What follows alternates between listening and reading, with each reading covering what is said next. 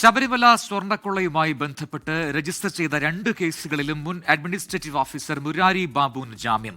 കൊല്ലം vigilance കോടതിയാണ് ദ്വാരപാലക കട്ടിളപ്പാളി കേസുകളിൽ ബാബുവിന് ജാമ്യം നൽകിയത്. ഇതോടെ മുരാരി ബാബുവിന് ജയിലിന് പുറത്തിറങ്ങാം.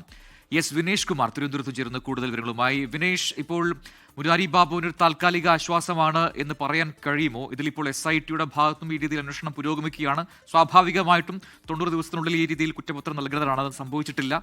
അതുകൊണ്ട് ലഭിക്കുന്ന ജാമ്യം എന്നതിനപ്പുറത്തേക്ക് എന്തെങ്കിലും ഉണ്ടോ?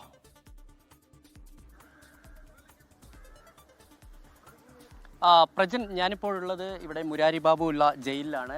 തിരുവനന്തപുരത്തുള്ള സ്പെഷ്യൽ സബ് ജയിലിലാണ് അദ്ദേഹം ഉള്ളത്. നമുക്കറിയാം, കഴിഞ്ഞ ഒക്ടോബർ 21 മുതൽ അദ്ദേഹം കഴിഞ്ഞ 3 മാസക്കാലത്തിലധികമായി ജയിലിൽ കഴിയുകയാണ്.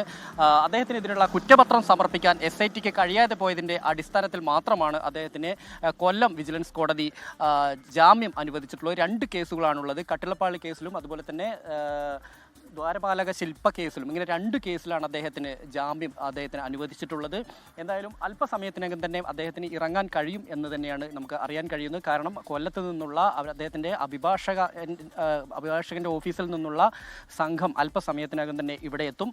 ആ മുറയ്ക്ക് അതിൻ്റെ നടപടിക്രമങ്ങൾ പൂർത്തിയായി കഴിഞ്ഞാൽ അപ്പോൾ തന്നെ 5 മണിക്കകം എത്തിയാൽ മാത്രമേ ഇറങ്ങാൻ കഴിയൂ എന്നാണ് ഇപ്പോൾ നമുക്ക് ലഭ്യമാവുന്ന വിവരം. എന്തായാലും ഉച്ചയോടുകൂടി തന്നെ കൊല്ലത്ത് നിന്നുള്ള അതിൻ്റെ ജാമ്യം ലഭിച്ചതിൻ്റെ മറ്റുള്ള രേഖകളുമായി ആ സംഘം അഭിഭാഷക സംഘം അല്പസമയത്തിനകം തന്നെ ഇവിടെ ജയിലിൽ എത്തും.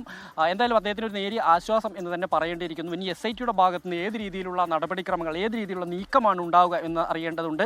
എന്തായാലും ഈ ശബരിമല സ്വർണ്ണ കവർച്ചയുമായി ബന്ധപ്പെട്ടുകൊണ്ട് ആദ്യം ലഭിക്കുന്ന ജാമ്യം ഇദ്ദേഹത്തിനാണ് എന്നുള്ളത് എടുത്തു പറയേണ്ട ഒരു കാര്യമാണ്. നമുക്കറിയാം, ഇപ്പോൾ പത്മകുമാറും അതുപോലെ തന്നെ തന്ത്രിയും വാസുവും ഉൾപ്പെടെയുള്ള ആളുകൾ ഇപ്പോഴും ജയിലിൽ കഴിയുമ്പോൾ ഈ കുറ്റപത്രം സമർപ്പിച്ചില്ല എന്നുള്ള ഒരൊറ്റ ലൂപ്പ് ഹോളിലാണ് അദ്ദേഹത്തിന് ജാമ്യം നൽകാൻ ഈ കൊല്ലം വിജിലൻസ് കോടതി തയ്യാറായിരിക്കുന്നത്. എന്തായാലും അതിൻ്റെ നടപടിക്രമങ്ങൾ തീരുന്ന മുറയ്ക്ക് മാത്രമേ അദ്ദേഹത്തിന് ഇറങ്ങാൻ കഴിയുകയുള്ളൂ.